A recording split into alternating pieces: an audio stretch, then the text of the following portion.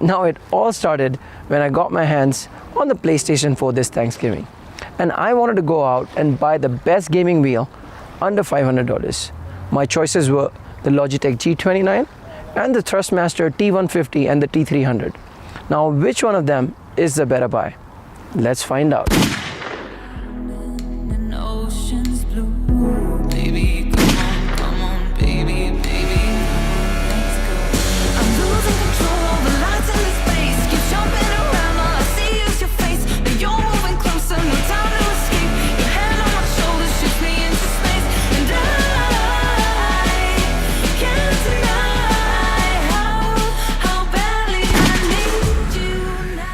Now back in the day, I used to own the Logitech G25 and I was really happy with the wheel.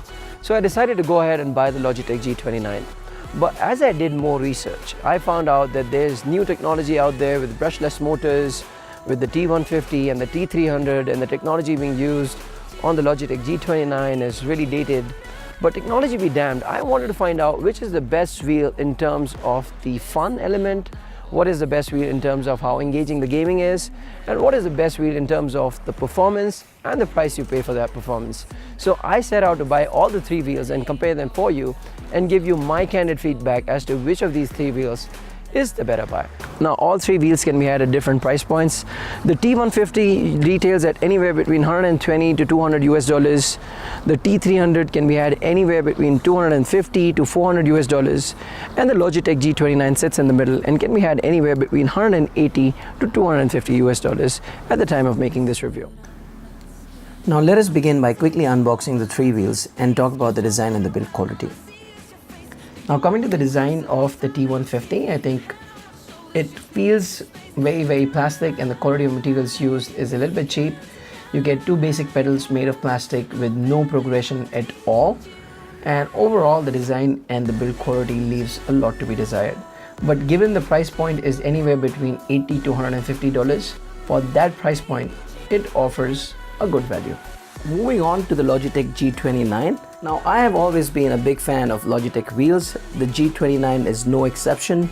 It's got premium finish, good materials that are being used, and overall for a $200 price tag, the Logitech G29 punches way above its weight. Moving on to the Thrustmaster T300, I think this is where you get a best compromise between the T150 and the Logitech G29. While the quality of materials used is not as premium as the G29, it feels a lot more solid than the G29. Now coming to the gaming experience, because that is what is the most important part of how much fun you can have with these wheels. And coming to the T150, I was kind of disappointed with the T150 because I felt that the force feedback response was very muted. It felt like I was just getting vibrations on the wheel. It was extremely smooth. I kind of got used to the feedback that the wheel was giving me, but overall I was like, I want to have fun, but this is not as engaging as I'd want my wheel to be. So I understand why people buy the T150. It's a very smooth wheel. It is very quiet and easy to control, this wheel. But in terms of the overall strength of the force feedback, it leaves a lot on the table. Now coming to the Logitech G29. This wheel perhaps looks the best of the lot. It is made of fake leather. It's got all the PlayStation buttons on the wheel. It's also got aluminum pedals that feel very premium in terms of design. If there's a few things that I can fault with the design of the G29 is the fact that the wheel itself is really small, and the blue buttons on the wheel feel really cheap and they feel like they're going to come off. But other than that, really difficult to find faults with the design and the build quality of the G29. Now coming to the drive of the Logitech G29, and I say I have a smile on my face when I'm talking about this. Now this thing is a beast, and what I mean by that is it is really difficult to control the car when you come from a T150 onto the G29. The car is all over the place. There's so much force feedback. The thing is so notchy. The thing is extremely loud, but it is so much fun. This wheel is so much fun compared to the T150. It is notchy, yes. It is extremely loud. So if you want to do any gaming at night, this is perhaps not the wheel for you. It is not smooth at all like the T150, but in terms of how engaging this wheel is, it is going to leave you with a smile on the face. So if your overall criteria of buying a wheel is to be happy, is to have fun, then this is perhaps the wheel for you.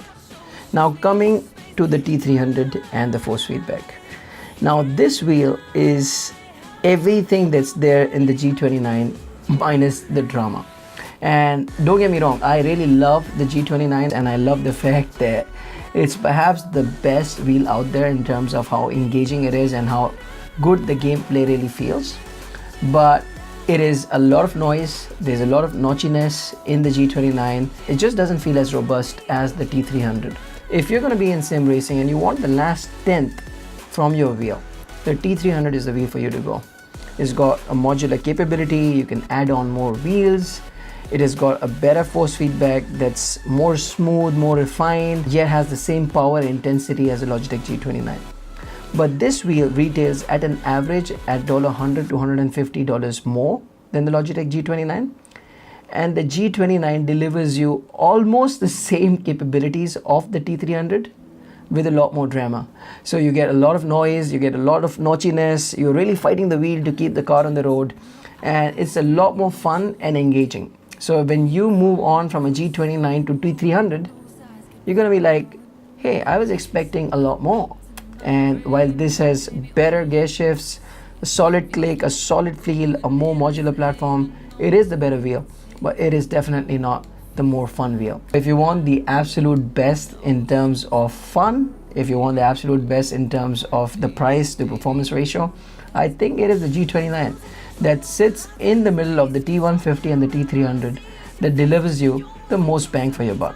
So with that, we come to the end of this review. If you like this video, remember to smash that like button, consider subscribing to the channel, and until next time, do whatever you want to do, man, but do not trouble your mother.